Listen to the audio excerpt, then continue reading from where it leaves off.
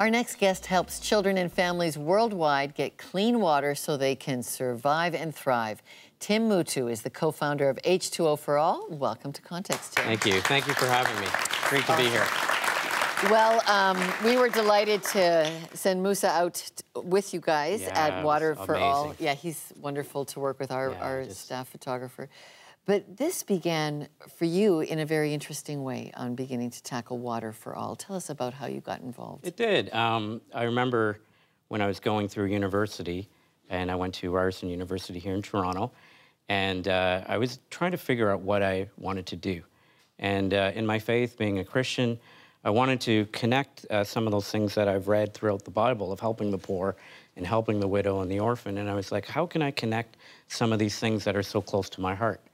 So even before I graduated, I was hired by a $2 billion company here in Toronto to do water. So I spent 10 years with them. Because you're an engineer. And I'm an engineer, yeah. So I spent 10 years with them doing things all over North America, helping major cities throughout Canada and the US to bring clean water. And that's how my love for water began. But somewhere you make a shift and say, nice that North America, I could help as an engineer here. That's right. You take a big salary cut to make an adjustment for people who have the least of the water That's rights. right. In 2001, I had the opportunity, my first time to land on the continent of Africa. And I landed in Uganda, East Africa. And when I got there, I was just so mesmerized. I was so just encompassed by everything that was going on. And I started to connect things about my own life and what I saw. And I said, well, I'm helping people all over North America. Wouldn't it be amazing if I was able to take that and be able to begin to do something for people that really do not have the resources that we have here? What kind of journey did that send you on? You know, Lorna, it really made me look inward. When I met people that, one of the things that really grasped me was I landed in Africa, and I didn't realize, you know, growing up here in Canada, that people were on the same journey as I was in the same moment. You know, I'm living in a great country with so many resources, with so many things, but I saw people there that were on a path that I needed to help. And for me, it really made me think inwardly of what I can do to begin to come alongside of them. You've written that this is about relationship building, that God and a wise use of technology. So relationships, God, a wise use of technology.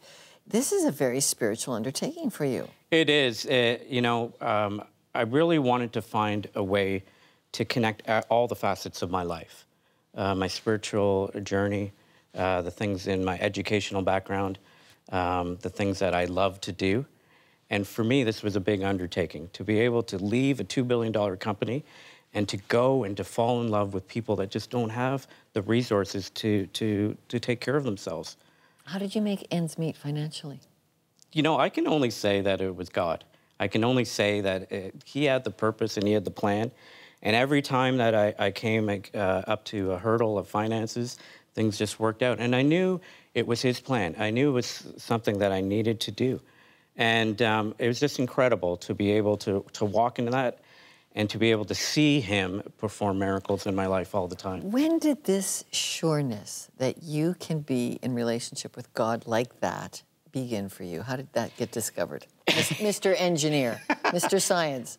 You know, for me, yeah, when you say science, everything has to be documented on paper.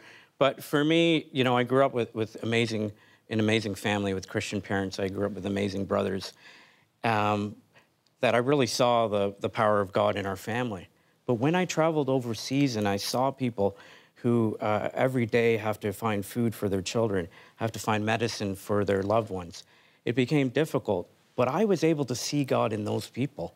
I was able to see that God gave me abilities and giftings and things to come and to come alongside of them, to really be able to come alongside their journey. Tim, have you kept track of how many people you've been able to help with water now by co-founding with Odale this charity, H2O for All, by going to Africa, I think, 20 times? I've been to Africa even this year 4 times in 3 different countries. I don't know, in the hundreds of thousands, I'd say.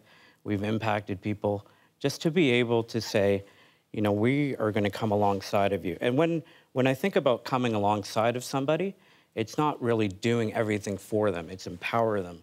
It's training them. It's giving the tools and the resources. It's creating communication within the community. And that's kind of what I love to do. And that's what we've been able to do. So you've described water, technology, and God. How does that healing people's water supply, giving them water, fit into God's dream for the world in your mind?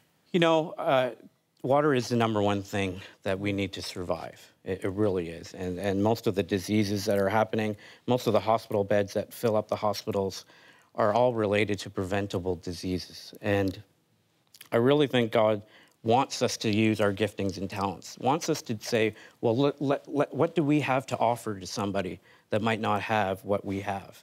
And that's what happened to me. I said, you know, what do I have to offer to the widow, to the orphan, to the people on the other side of the planet that I can give them? And I really think water is the #1 thing that we can give. We can change their health. We can change their finances. We can allow children to go back to school. We can allow women not to be traveling hours and hours every day and to really build them up. And it's just been an incredible thing. And I think that's where I see God saying, you know, let's help people find their destiny and purpose. Right. And that's what the journey that I've found, and that's where I found God on the other side of the world every time I go. All right. Tim Matu, thank you so much. Thank you so much for having me. Great. H2O for All. Find out more about it at our website, and stay tuned for my final thoughts on water and the gift of life. That was great, Tim.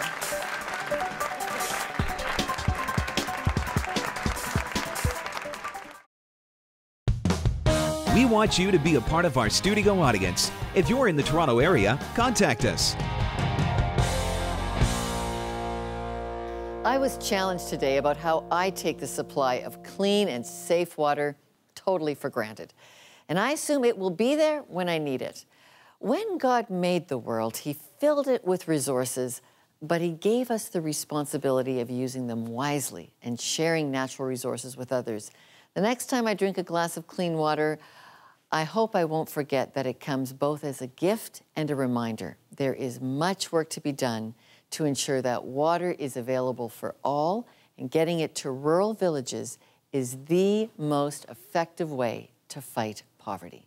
To find out how you can learn more about the water solution problems and how to get involved, check out the resources at our website. Go into the resource section and you can get connected to our great guests and help out today.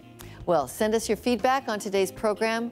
Call the viewer feedback line or send a message via email, Facebook, or Twitter. We always like knowing your thoughts on the issue of the day.